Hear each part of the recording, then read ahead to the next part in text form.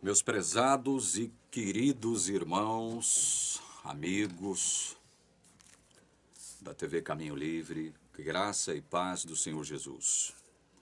No vídeo passado nós demos início a uma análise dos principais pontos do livro de Gálatas. Eu quero ler de novo o trecho introdutório do livro e analisar com vocês uma parte do versículo 4, a segunda parte do versículo 4 aqui da introdução. Vamos ler então a introdução de 1 a 5, Gálatas 1, de 1 a 5. Paulo, apóstolo não da parte de pessoas, nem por meio de homem algum, mas por Jesus Cristo e por Deus Pai, que o ressuscitou dos mortos. E todos os irmãos que estão comigo, às igrejas da Galácia. Que a graça e paz estejam com vocês, da parte de Deus nosso Pai e do Senhor Jesus Cristo, o qual entregou a si mesmo pelos nossos pecados.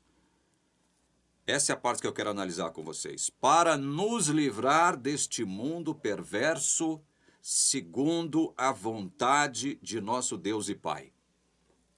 Essa segunda parte do verso 4 aqui, vamos ler o verso 5? A quem seja a glória para todo sempre. Amém.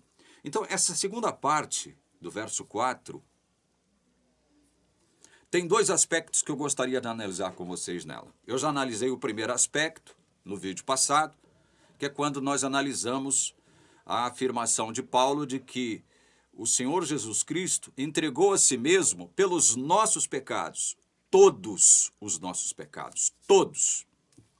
E aí nós fizemos uma observação dizendo o seguinte, olha, quem é que pensa que Jesus não se entregou por todos os nossos pecados? Se na eternidade pretérita ele elaborou o evangelho, ou seja, essa ideia de salvar é proveniente de Deus. Ele veio salvar gente pecadora. Ele mesmo já disse isso, eu não vim buscar os sãos, os perfeitos, os justos. Eu vim atrás dos injustos, dos doentes, dos pecadores. Ele mesmo deixou isso claro.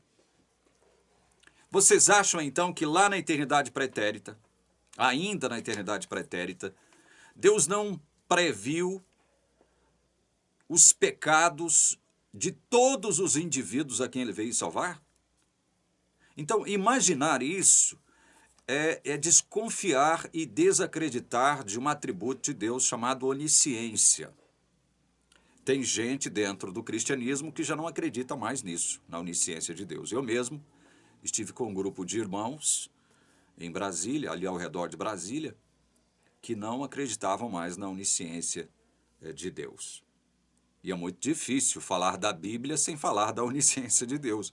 É praticamente impossível. Né? Como é que você define profecia?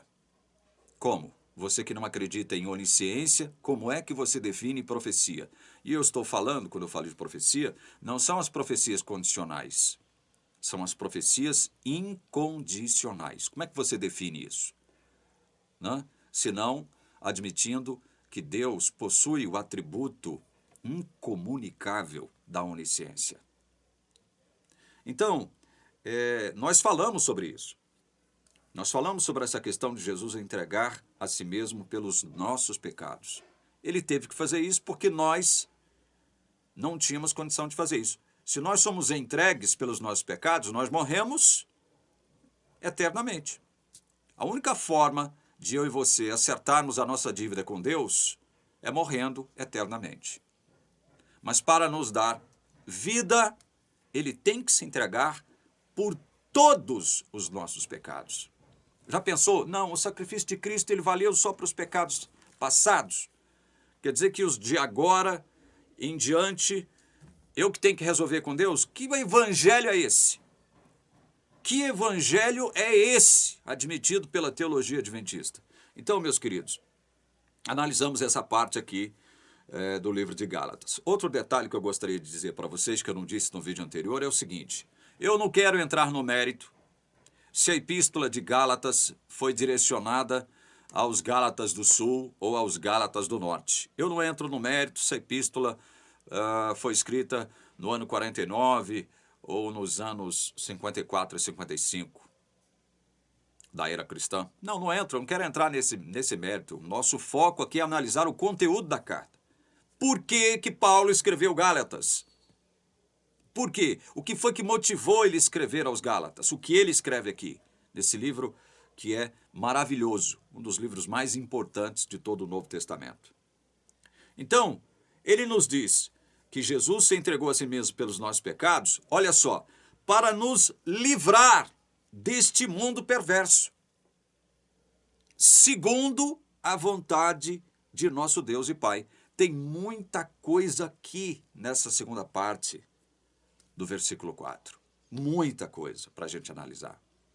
Então quer dizer que Jesus se entrega pelos nossos pecados para nos livrar deste mundo perverso. Significa o que isso? Muitas coisas. Muitas coisas. Uma delas é que, antes de Jesus fazer isso, e se Jesus não faz isso por nós, ou seja, entregar a si mesmo pelos nossos pecados, nós estaríamos não livres deste mundo perverso. Não livres. Estaríamos escravizados para este mundo perverso. Porque nascemos como que pertencendo a essa estrutura, a esse sistema chamado mundo perverso. Quando eu digo estrutura, sistema, eu não estou elucubrando. Eu estou analisando a palavra mundo aqui, para nos livrar deste mundo perverso, segundo o grego. Paulo escreve aqui no grego, a palavra mundo, ele diz que mundo aqui é aionos. Deixa eu abrir aqui, Gálatas.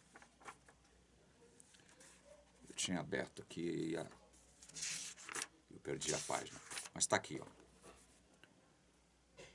Gálatas 1:4. Paulo diz aqui: Tou doutos eauton uper ton amartion emon opos ekeletai emas ectou aionos. Aionos é a palavra para mundo. O que significa isso? Significa que ele está falando que ele está pensando o mundo como um grande sistema. Um mundo sistematizado em que mesmo? Na perversidade, no mal. Na perversidade, no mal. Nós antes pertencíamos a este mundo sistematizado, pensado, estruturado, mentalizado no mal.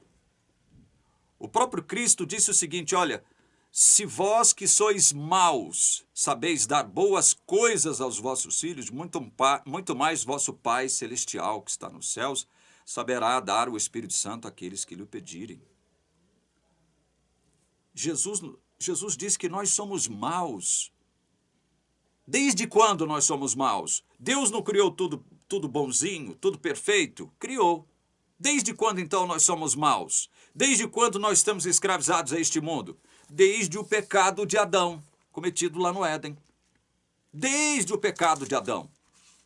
É por isso que Moisés, ao escrever Gênesis, aqui no capítulo 6, verso 5, ele diz: o Senhor viu que a maldade das pessoas havia se multiplicado na terra e que todo o desígnio do coração deles era continuamente mal.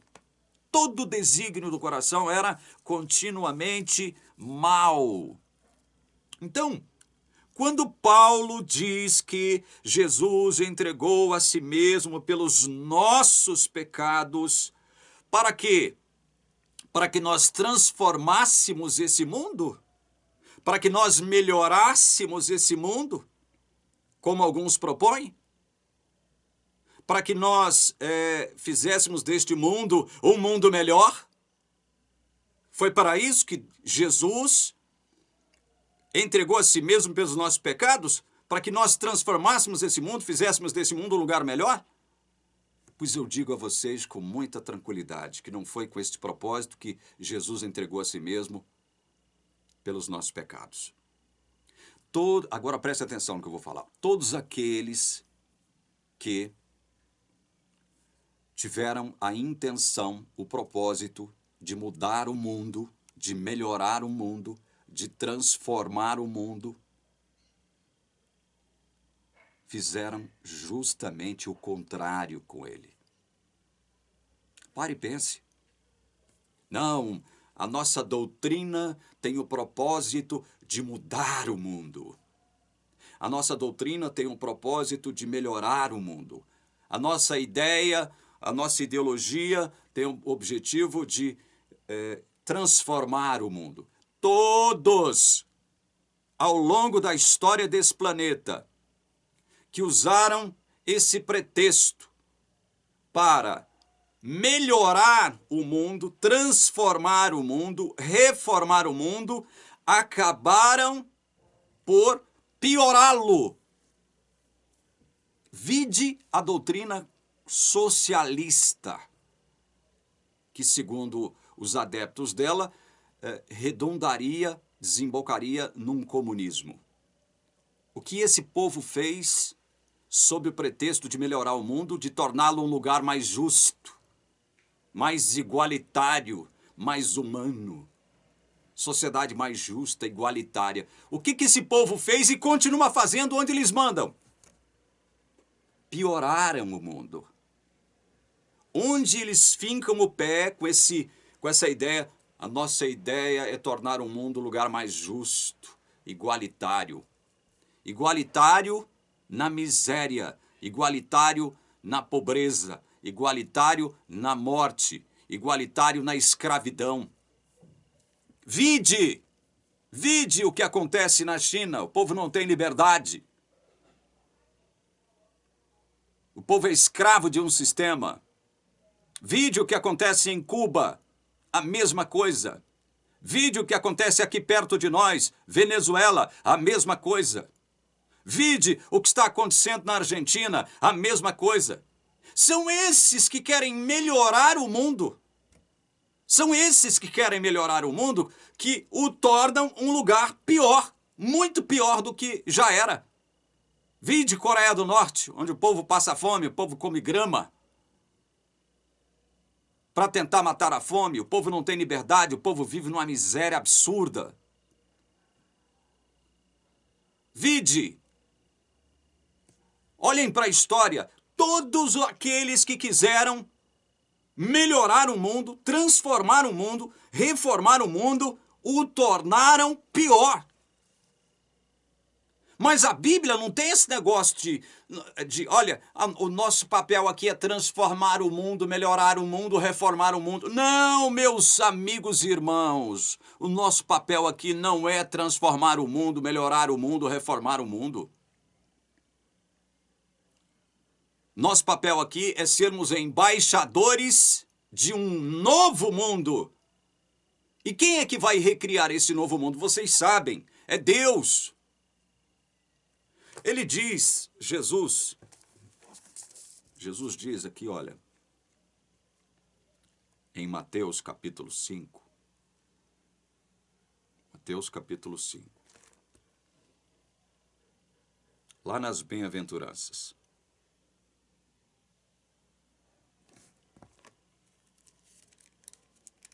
Bem-aventurados os pobres em espírito, porque deles é o reino dos céus.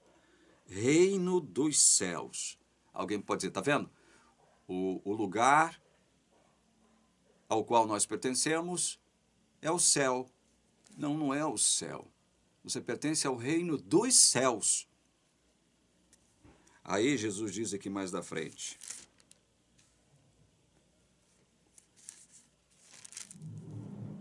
Bem-aventurados os que choram, porque serão consolados.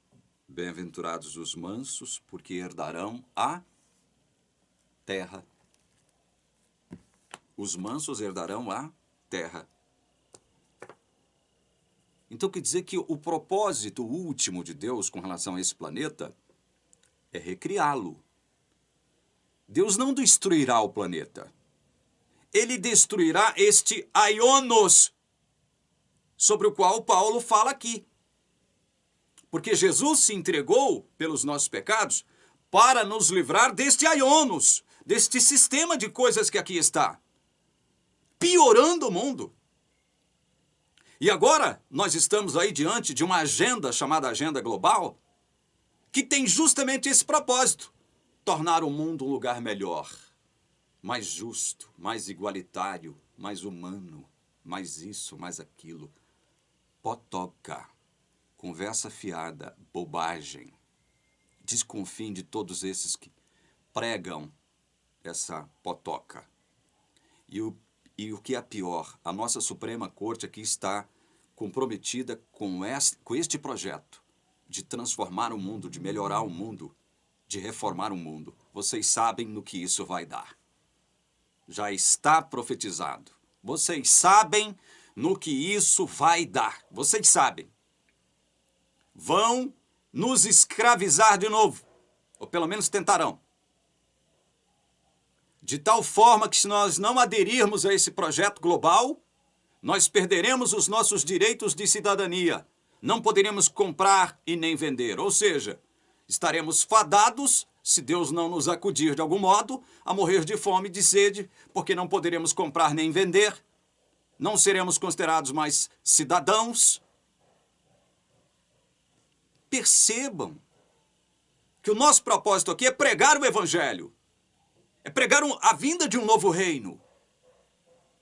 O nosso destino final não é os céus. Passaremos um tempinho só lá, assim, ó, 1000 anos, diz a Bíblia. Que passarão num piscar de olhos, porque lá não há tempo. Na esfera de Deus, na dimensão de Deus, não há esse negócio chamado tempo. Dia desse estava vendo um adventista fazer alguns comentários imbeciloides sobre a lei de Deus. Misturam alhos com bugalhos. E falam que o sábado já existia antes da criação. Eu falei, meu Deus, para quem que o sábado? Para quem que o sábado existia? Para quem? Antes da criação. Para Deus? Deus então precisa de sábado? O sábado já existia e existirá para sempre no céu? Para quê? Com que propósito? Se o próprio céu é o sábado. Deus precisa de sábado? O próprio Jesus diz que o sábado foi feito por causa do homem, ou seja, da raça humana. Quando Deus guarda o sábado, santifica e abençoa ao 7º dia lá no Éden, ele estava inaugurando uma dimensão sabática e não ordenando que se guardasse um dia como um dia especial dentre todos aqueles que ele havia criado, porque todos os dias estavam abençoados por Deus, porque Deus viu que tudo que ele havia criado era bom. O adventista nunca entendeu isso. O adventista tem umas ideias tão estapafúrdias acerca dessa questão de sábado, umas ideias tão ridículas. Outra coisa, Ellen White disse que nos mundos não caídos, as pessoas guardam a lei de Deus. Primeiro, onde na Bíblia há a prova cabal, inequívoca de que há mundos, ou seja, outras raças que não caíram. E se existem outras raças, elas não são humanas. Só existe uma raça humana e Jesus deixou claro o seguinte: o sábado foi feito por causa do homem, da raça humana. Mas não. Para aquela débil mental, existem mundos não caídos nos quais a lei de Deus vigora e eles também, se a lei de Deus vigora, eles devem guardar o sábado lá também, né? Eles devem guardar o sábado. E paz, meus senhores, meu querido amigo e irmão Edson, lá do Rio Grande do Norte, me enviou dias atrás um vídeo de um pessoal que faz um culto todas as madrugadas, se não me engano, se não me falha a memória, é lá no NASP. É lá no NASP. É o culto da madrugada. Aí o Edson me mandou esse vídeo. Deixa eu ver se eu encontro aqui e ponho vocês para ouvirem. Deixa eu ver aqui. E o Edson ficou estarrecido porque a pessoa que estava comandando o culto nesse dia, ele dá bom dia para todo mundo. Cadê o Nilson? Vamos ver aqui. O que é, Nilson? Oração intercessora. Espera um pouquinho, irmãos. Eu vou achar o texto aqui para vocês verem como isso aqui é ridículo. Isso aqui é coisa de gente... Isso aqui é coisa de gente sem nexo, sem... Bom dia, comunidade do culto. Vamos... Opa, voltou aqui. Não está vendo Deus, mas Deus está te vendo. Que Deus possa abençoar você nesta manhã. Vamos então saudar o Pai, o Filho e o Espírito Santo. Erga suas mãos, olhe para o céu, sorria, porque você já está sendo filmado desde o momento que você saiu da sua casa.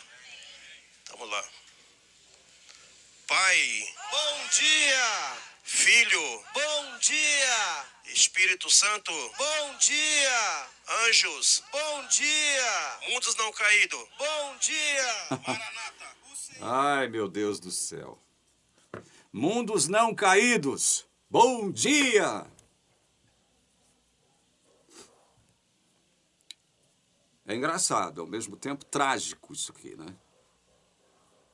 É engraçado, mas ao mesmo tempo trágico, é uma coisa tragicômica, né? Meus queridos irmãos, Jesus se entregou pelos nossos pecados para nos livrar deste mundo. Não foi para melhorá-lo. Não foi para reformá-lo. Agora, veja só, muita gente pode estar já me recriminando, sentando a pua em cima de mim. Então quer dizer que o meu papel aqui é tornar o mundo melhor e não me preocupar com as mazelas do mundo? Também não é isso. Também não é isso. Eu costumo dizer para os meus amigos que me vêm com essa potoca, dizer o seguinte, olha, o nosso papel não é reformar o mundo.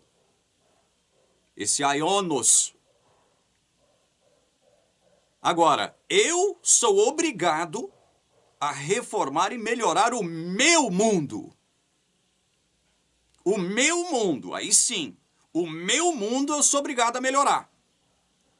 O meu mundo eu sou obrigado a reformar, o meu mundo eu sou obrigado a transformá-lo. E isso é um processo, não acontece assim, ó. Vocês estão entendendo?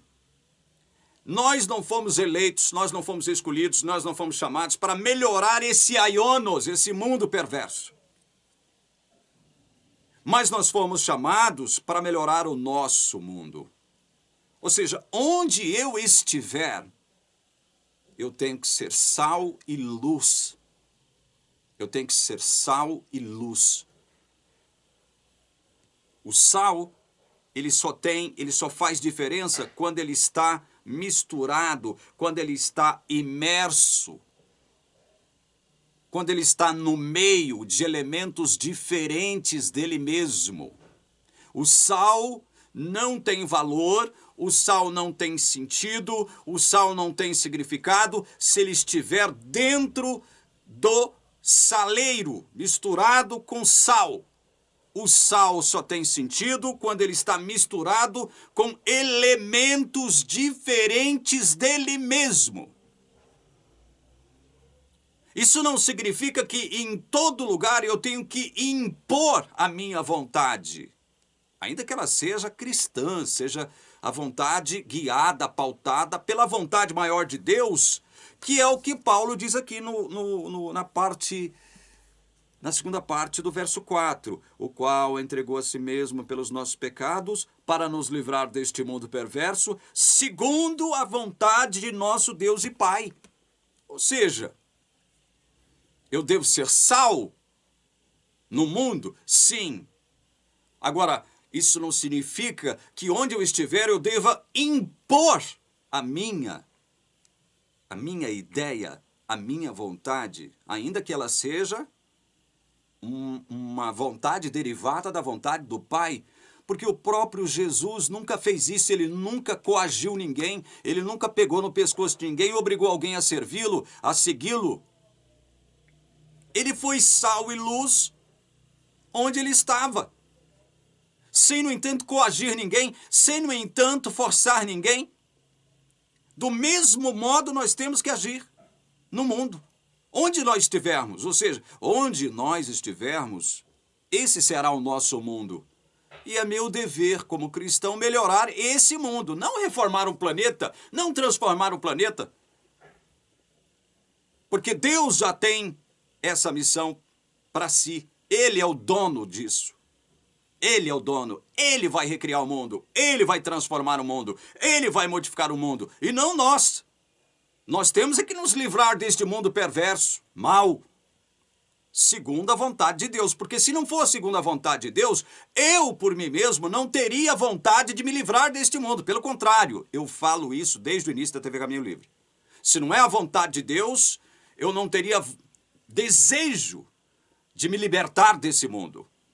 Eu seria escravo desse mundo. É por isso que Jesus diz em São João, capítulo 8, o que ele diz aqui. Nós já falamos muito sobre isso, mas sempre é bom retornar a esse assunto. Ele diz aqui em São João, capítulo 8, versos 31 e 32. Se vocês permanecerem na minha palavra, são verdadeiramente meus discípulos. Conhecerão a verdade e a verdade os libertará. Veja, o que nos liberta não é a minha vontade. Não são as minhas ideias que me libertam. Não são os meus desejos que me libertam, porque a minha vontade, as minhas ideias, os meus desejos só querem permanecer escravos desse mundo. Então é necessário a palavra de Deus chegar, a verdade de Deus chegar, para nos libertar deste mundo perverso. Foi para isso que Jesus se entregou pelos nossos pecados, para nos livrar deste mundo perverso, segundo a vontade de Deus, não segundo a minha, porque se fosse segundo a minha, eu não me libertaria dele. É só quando a verdade de Deus me alcança que eu sou liberto desse mundo. Preste atenção nisso, meus queridos irmãos.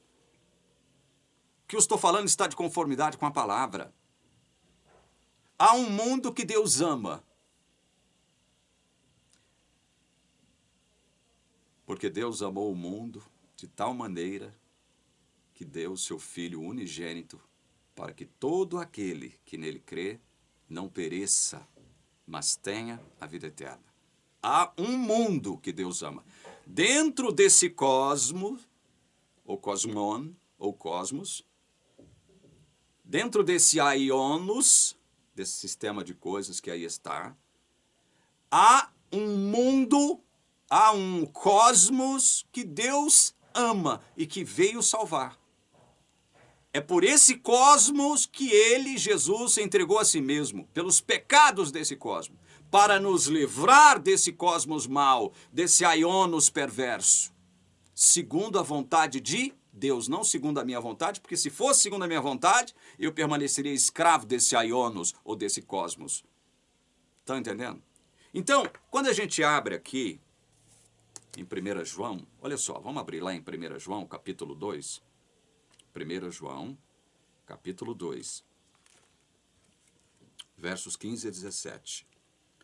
Não amem o mundo, cosmon, o cosmo. Não amem o mundo, nem as coisas que há no mundo, cosmon.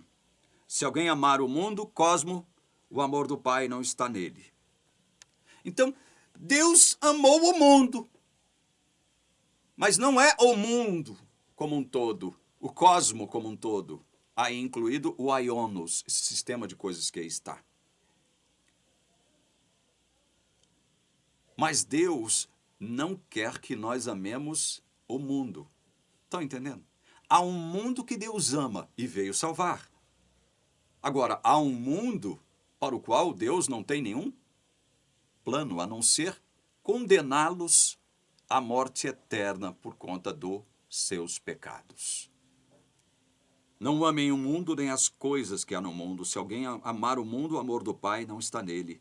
Porque tudo o que há no mundo... Olha, o que há no mundo?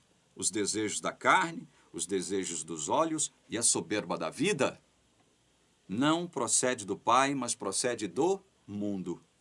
Ora, o mundo passa, bem como seus desejos, mas aquele que faz a vontade de Deus permanece para sempre. Perceba, meus queridos irmãos, perceba como a vontade de Deus ela é preponderante para nos livrar desse mundo perverso. Não tentar reformá-lo, não tentar transformá-lo como os socialistas, os comunistas estão tentando fazer.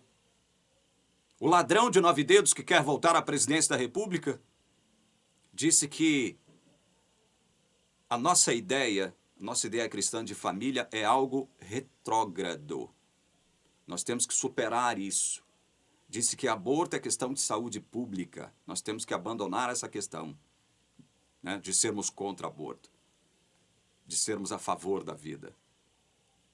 Esse mundo baseado nos nossos valores e princípios que não são nossos, são de Deus, esse mundo deve cair, esse mundo deve deixar de existir para dar lugar a um mundo onde o socialismo, as ideias do socialismo e do comunismo irão predominar, irão determinar o nosso estilo de vida. Você quer viver como os venezuelanos estão vivendo? Você quer viver como os cubanos estão vivendo? Você quer viver como os coreanos do norte estão vivendo? Você quer viver como os argentinos já estão vivendo? Parte significativa do povo boliviano também vivendo? O Chile está caminhando para uma desgraça semelhante porque elegeu um comunista. O Peru também elegeu um comunista para presidir o país. O Equador, a Colômbia, ex-guerrilheiro da Farc é presidente da Colômbia agora. A Nicarágua, com um sujeito bandido, comunista, bandido, safado, pilantra.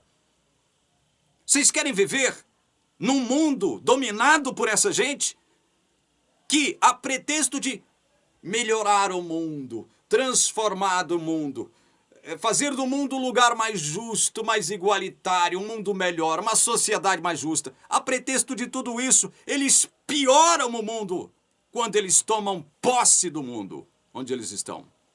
É esse tipo de mundo que você quer?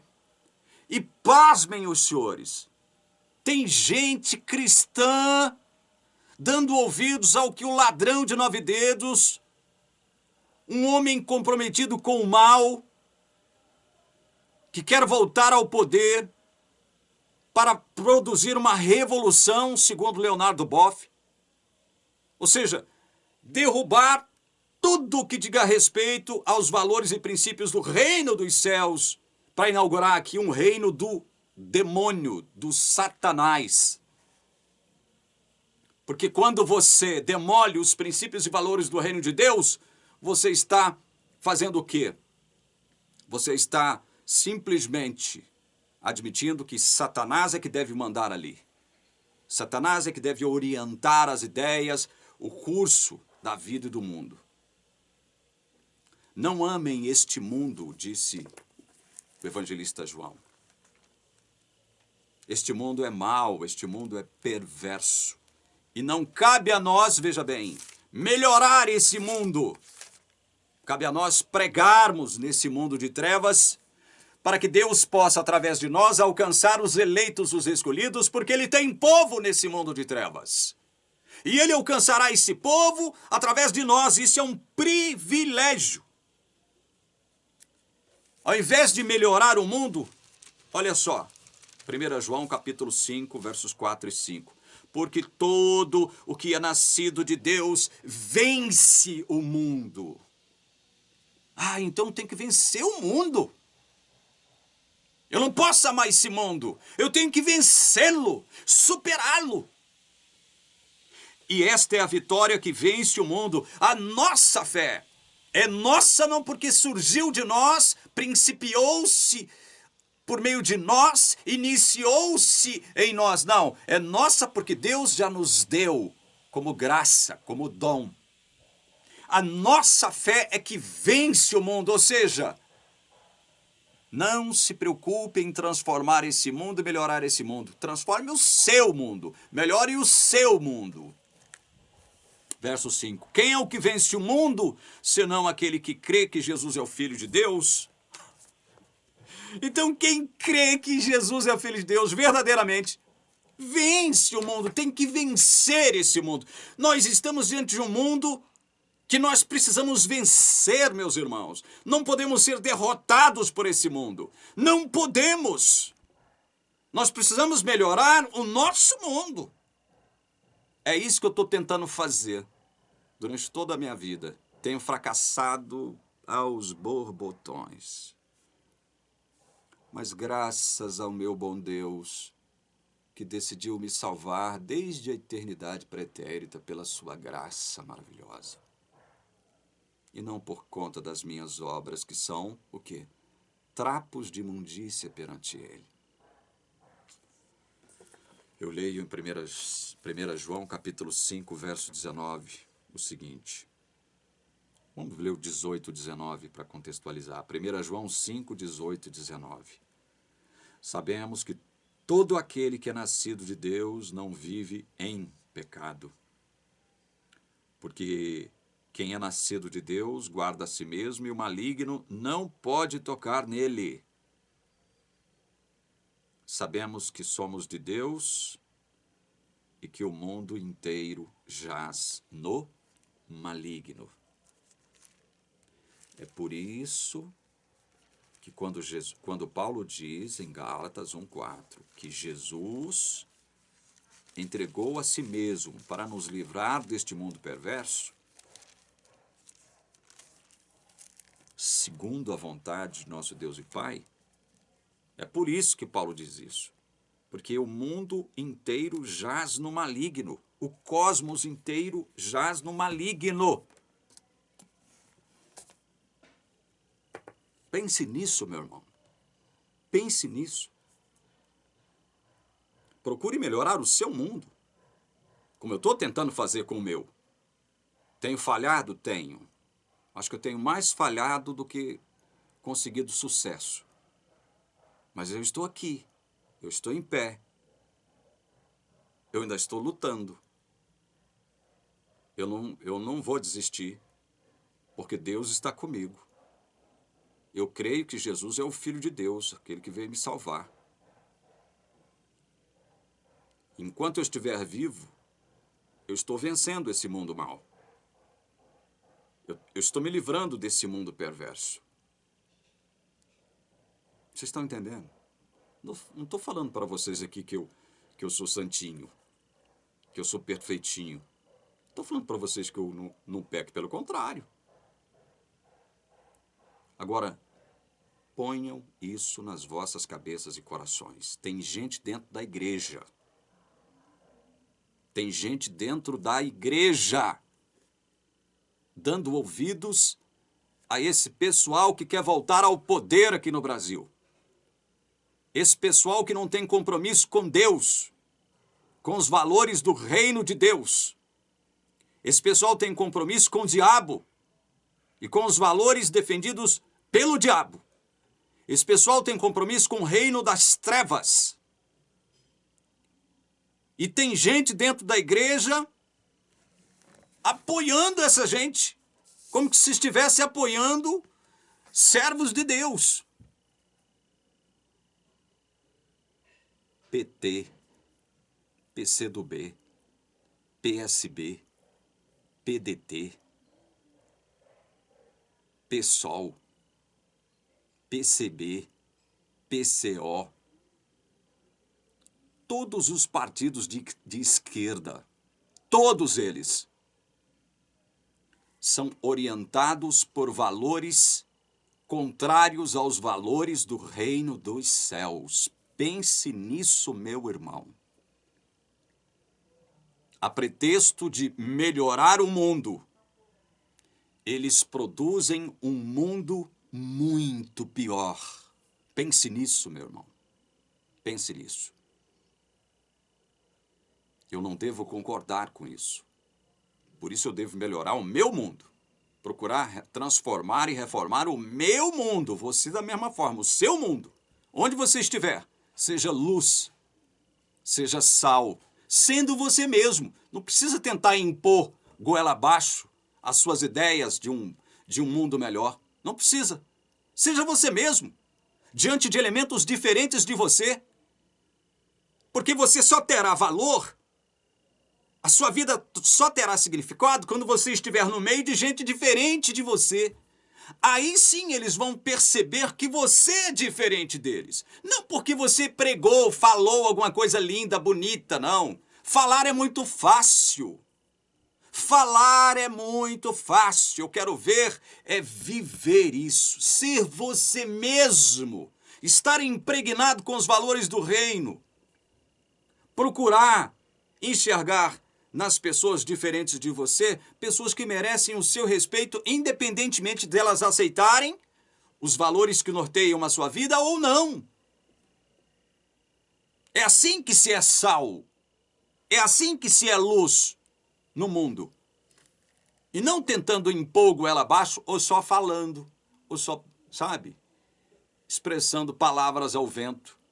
Falar é muito fácil. Até papagaio fala. Agora, mais difícil é ser você mesmo, é viver segundo os princípios que norteiam a sua própria vida. E quando você se deixa ser a si mesmo, ou seja, quando eu digo se deixa ser a si mesmo, enquanto crente, filho de Deus, cidadão do reino dos céus, que pauta a sua vida pelos valores e princípios do reino dos céus, e não pelos valores deste mundo perverso, do qual você já foi libertado. Quando você se deixa ser você mesmo enquanto filho de Deus, aí é que as pessoas começam a perceber, olha, o João, ele é diferente, né? Ele é uma pessoa do bem. O João é uma pessoa de Deus. Olha só como a Maria é uma pessoa diferente. A Maria é realmente uma pessoa de Deus. O João consegue conviver conosco aqui, olha. Ele é uma pessoa diferente, tem as ideias dele, tem os seus princípios, os seus valores, mas consegue conviver conosco em paz, em harmonia aqui, né? Tudo que ele pode fazer de bom para as pessoas, ele faz. As pessoas começam a observar isso. É assim que se é sal e luz, de forma natural, espontânea. Não é preciso ficar forçando a barra, obrigando todo mundo a se converter. Porque não é essa a sua tarefa, não é esse o seu papel, não é essa a nossa missão, obrigar as pessoas a se converter a Jesus. Isso é um trabalho, é uma missão do Espírito Santo. Eu termino aqui esse vídeo, que ficou longo, como sempre, né? Não tem vídeo curto aqui na TV Caminho Livre. E encerro as minhas considerações sobre a introdução do livro de Gálatas. Porque mesmo que Paulo escreveu aos Gálatas, primeiro, porque estavam desautorizando Paulo enquanto apóstolo de Cristo. Para eles, Paulo não possuía autoridade nem credenciais para poder pregar o que ele pregou aos Gálatas. Segundo, o que Paulo havia pregado não possuía embasamento, segundo a ótica judaica, Israel-judaica, a ótica israelita-judaica, legalista, impositiva. Então eles queriam derrubar o evangelho da graça que Paulo pregou aos Gálatas, colocar isso no chão, e estavam conseguindo. Paulo então tem que escrever uma carta, como escreve aos Gálatas, endereçada a eles, como forma de sacudi-los, despertá-los, trazê-los de volta ao evangelho da graça. E aí nós vamos começar a analisar o conteúdo no próximo vídeo. Vamos ver até quando a gente vai analisando aqui o conteúdo da carta aos Gálatas. Que Deus possa abençoar você que assistiu esse vídeo até o final, em nome de Jesus. Amém.